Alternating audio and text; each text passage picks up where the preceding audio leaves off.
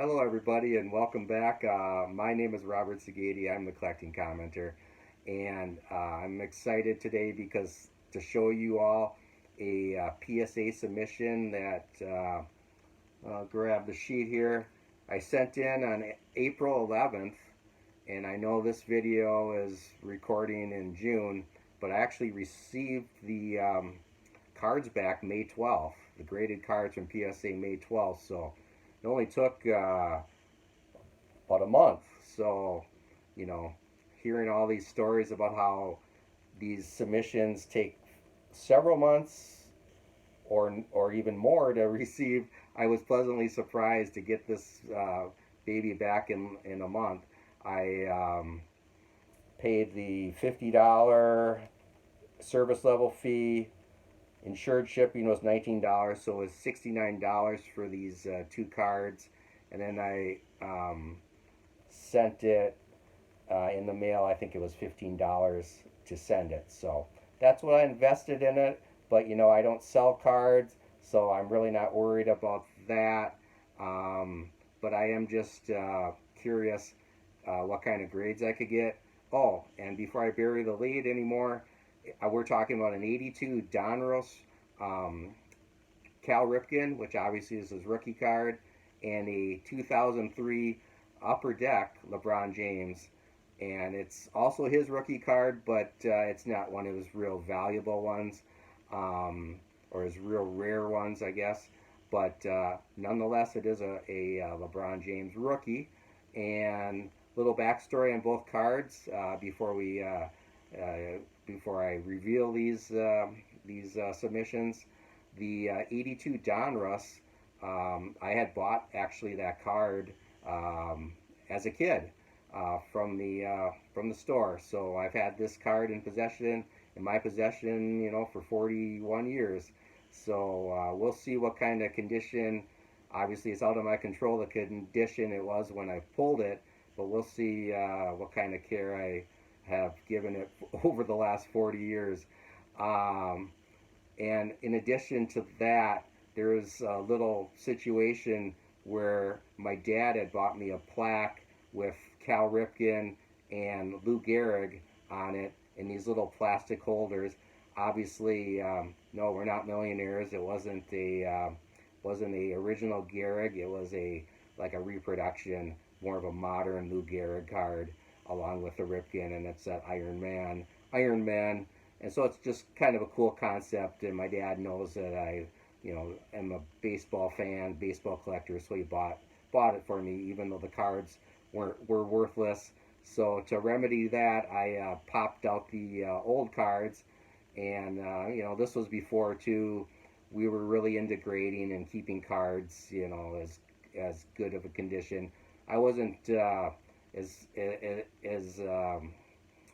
ignorant as like back in the 50s or 60s when they were putting them in their bike spokes, but I probably wasn't taking the greatest care putting them in this little plaque that I had on my wall. So I'm really concerned about if there was any sun damage being on the wall in a sunny room behind the little plastic holders.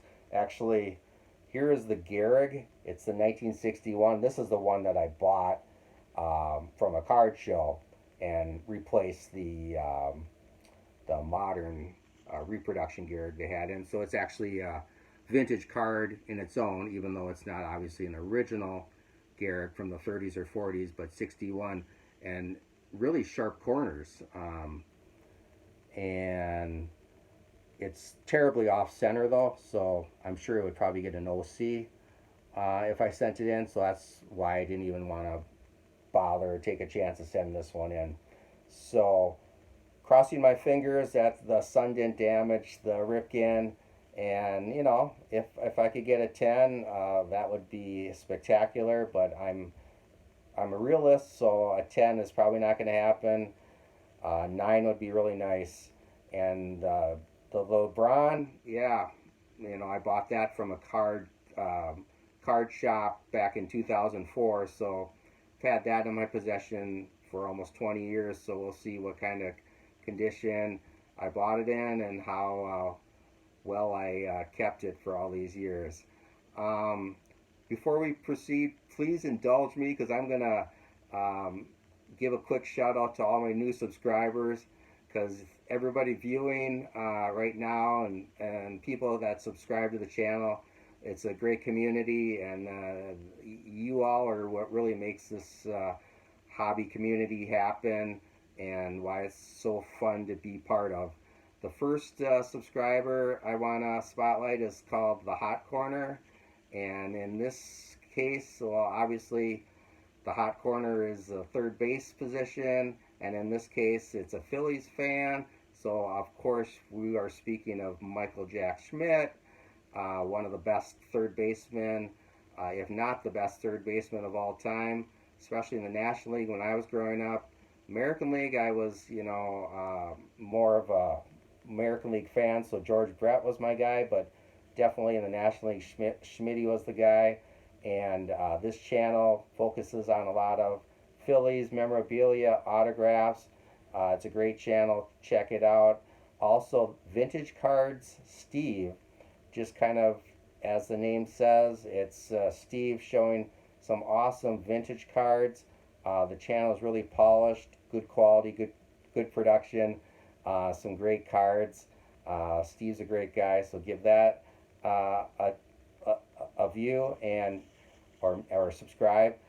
Shark Attack is the third new subscriber, and this channel is unique in the sense that there's not a lot of channels that focus on hockey, and this is one of them. So check out Shark Attack, and then Autograph 2000. Again, as the name says, it's some autographs, TTMs through the mails, and some great cards, great stories, great channel. Check it out. And last but not least, and it's probably the most unique, uniquely one of the most uniquely named channels you'll find. It's called "Where'd You Get That?" And kind of like my channel, it's not just cards. Kind of branch off into different collectibles as I watch some of his videos. A lot of them, the ones that I watch anyway, we're dealing with modern comics. So those are kind of cool. The artwork on those modern comics are spectacular. They're not just your grandparents' comics. These are some really cool artwork on these. So yeah, like I always say, be a triple threat. Give these channels a view, subscribe, and then comment. So that is really what we're all about. And I just want to go on a quick rant. Speaking about what we're all about, being a collecting commenter. I watch these videos, and of course, YouTube's got to get their taste. So there's always those gratuitous ads in front of the channel. I don't know if my my videos have any ads because I don't have a lot of subscribers yet, but I'm sure they do. But anyway, a couple ads that just kind of stick out for me are the prayer ad. Have you seen those yet? The gentleman on there, I don't know if he's a pastor or minister or whatever, but he says, "Do you mind if we pray for a minute?" And hey, great, good for him. Definitely support prayer. But at this point, I just want to watch my video that I tuned in for. So I guess bottom line is I'm praying that that little icon appears on the bottom corner saying skip these ads, and then I'll get to watch my ad, or I get to watch my video. And then how about this connect the dot without crossing the lines phenomenon? I don't know when this whole little trend or fad started, but that you've all probably seen that circle with the two dots. Man, I guess it's something. It's everywhere I turn. Connect the dots without crossing the lines. So let's move on to stuff that really matter, right? Like making a YouTube video of a PSA reveal, right? That's what's really important. Okay, I'll be right back. Okay, everybody, welcome back. I just had a little technical snafu, so hopefully I got corrected. Only thing that you may have missed is me unpackaging a little more of that PSA submission, which isn't really the most riveting content to watch anyway. So just as well, but I have not seen the grades yet, and that's the most important thing, and we're about to see these grades together. So it's the Lebron 2003 rookie exclusives, and we'll see what kind of grade I got right now. Actually, let's do it how I watch them, the other YouTubers do it. Cover it up. There it is. And 9. Okay.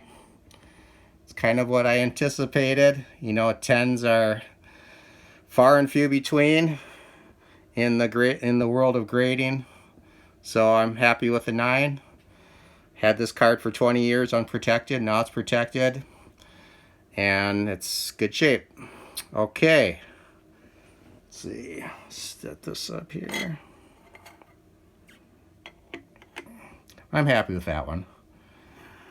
10 would have been nice, but 9 is pretty good for a Lebron rookie.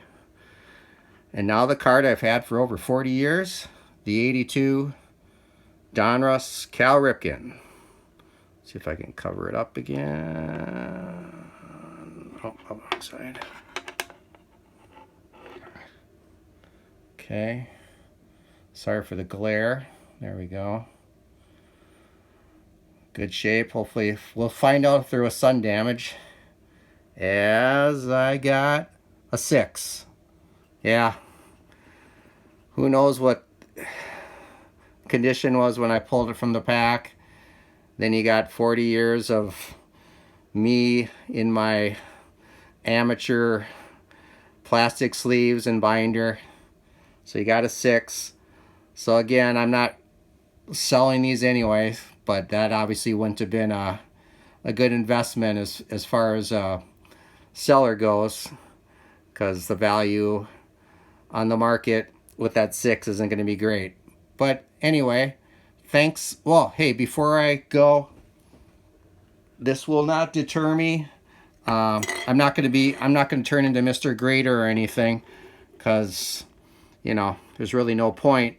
But I do have a few other cards that I am curious about, and I may send them off into the future. And if I do, and I get them back graded, I'll be sure to share with everybody. It's a Wayne Gretzky, second year. And again, I bought this as a kid from the store, and ignore this tape and everything. That's just my archaic display merchandising. So it's Tom Seaver 68. It's, you know, it's good condition, not great. I bought this from a flea market probably 30 years ago. I probably didn't pay more than $6-7 bucks for it. This Hank Aaron, like to send that one in. I bought this from a card show probably 30 years ago. Again, didn't pay more than probably $10 for it. Not the greatest condition. There's like a black line or something, so who knows what that would cost as far as grading goes. And then lastly, when I was a kid, I was at a card show probably 30 years ago. I had to get myself a mantle, so this is what I could afford. Seems like it's kind of blurry there, so I wouldn't expect a very high grade at all, probably a real low grade. Again, ignore the tape and stuff on there. That's just trying to keep the card from sliding out. So yeah, these may be possible PSA submissions, and if I do, I'll make sure I share them with you all. And again, thanks a lot for showing or being part of my PSA reveal, and we'll see you next time. Make sure to hit that subscribe button. Talk to y'all later. Collecting commenter. Commenting collector. That's better.